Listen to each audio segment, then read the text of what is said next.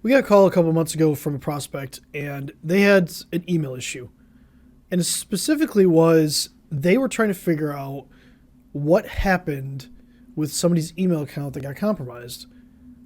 They had no plan. They had no idea where to go. They started scrambling, started Googling companies. They ended up calling us, and we helped them through it. But this highlights a big problem that we have as small business owners, as even larger businesses. Do you have an incident response plan? Do you know how to react when there's an incident? And if you don't, it's time to start planning. So let's talk about it.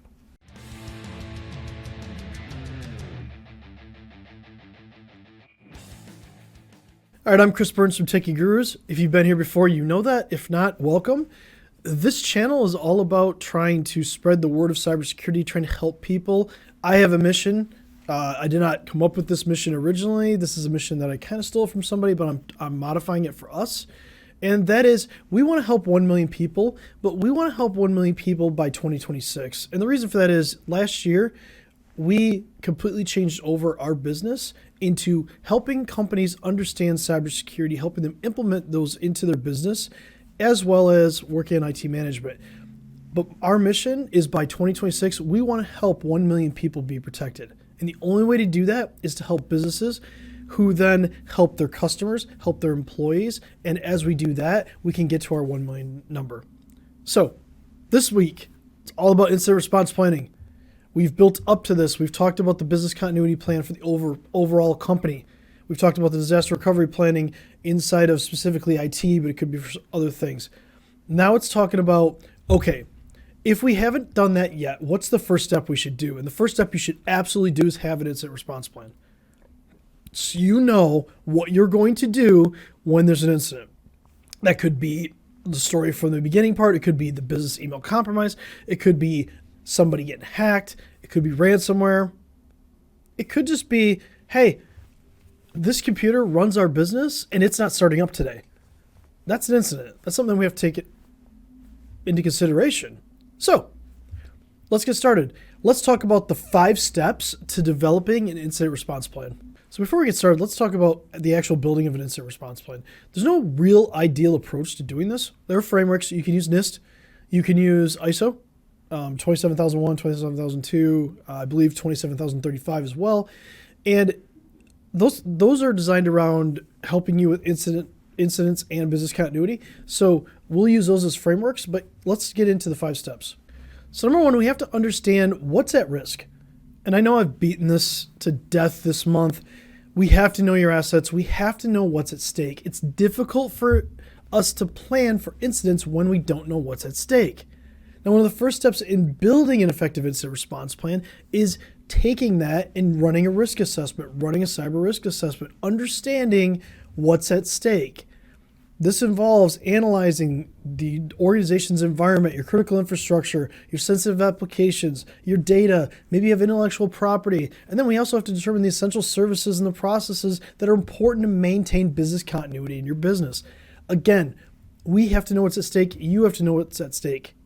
Number 2 is to assemble an incident response team. Now, this team is going to be a group of people that are going to help create the framework. We're going to analyze incidents, coordinate findings, and take ownership of the tasks following an incident. Now, this is going to be a combination of internal resources and probably some external resources if you outsource some things. So it's critically important that every part of your company is represented because this team is going to oversee creating the plan, creating the framework for a plan, and they're going to be the ones taking responsibility for stakeholder communication and the complete coordination in the event of a breach.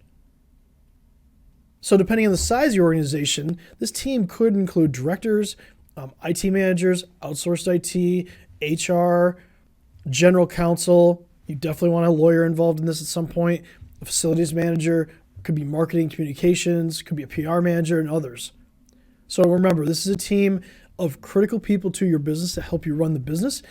We're going to need them to help you create the incident response plan that fits your business. Number 3 we actually get to is documenting and actually developing the incident response plan. I know there's 5 steps, and there are, but number 3 is actually getting to that plan. It's a good idea to do a business impact analysis because we really want to determine and prioritize the activities for recovering from an incident or a breach. So we have to understand what the actual impact is. It's important too that we focus on the critical assets in the business first. We determine who owns those assets and what the expected response time is. So as we move forward with that, we also have to document a reporting and communications plan. So who owns the communications process? If you're a public company, you're going to have to report this. If you have a breach of PII or PHI, you're going to have to report this. So which stakeholders are involved? What's their contact information? Is a lawyer part of this? They should be. So the complete process needs to be documented and shared with the entire incident response team that we created before, also with management and key stakeholders so that everybody understands their role when there's an incident or a breach. All right, number 4 is actually going to be doing incident recovery strategy. Now, this is a smaller subset of disaster recovery because not every incident is going to lead to disaster recovery. So an incident response and recovery is the process of fixing and restoring the data in the system so that everything can return to normal as quickly as possible. So we're considering this a small incident. This is not one that would affect everybody in the company. This is not trigger disaster recovery. This is before that. So a regular backup and recovery process that can ensure both the data loss and the impact scale is minimized. And that's the whole point of cybersecurity, is to minimize the impact, minimize the data loss. So again, not all breaches lead to disaster recovery. Not all incidents lead to disaster recovery. But it's always a good idea to have the infrastructure in place just in case data loss does occur so that we can recover it. All right, number 5, training, drills, repeat. It's crucial that everyone in the organization understands the need for such a plan and there's full employee cooperation. It's also a good idea to use simulation tools to educate employees on the best security practices. We should be doing tabletop exercises inside of our businesses. We should be presenting scenarios and then having the stakeholders there to understand what the impact is, and tweaking this program as we see fit. Because as we add stuff to it, this plan has to change. Just like a business continuity plan, just like a disaster recovery plan, it has to change. It has to be worked on. This is a flowing document. This is not a fixed document that never gets touched. So once we've built the framework, we run tests and we run drills to see how effective it is. And then we're probably going to use a security partner. So you can identify scenarios based on vulnerability scanning, penetration testing, things that we do, things that other companies do as well. Not necessarily IT, but more along the cybersecurity realm. We also have to design mock communications for those potential incidents and breaches. We also have to give assignments to legal teams, have a PR set up. Management and other stakeholders have to be involved. Finally, ensure that the incident response plan is reviewed.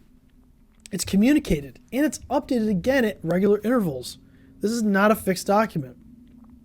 Incidents and breaches are a freaking nightmare that no organization wants to experience, no company wants to experience, no person wants to experience.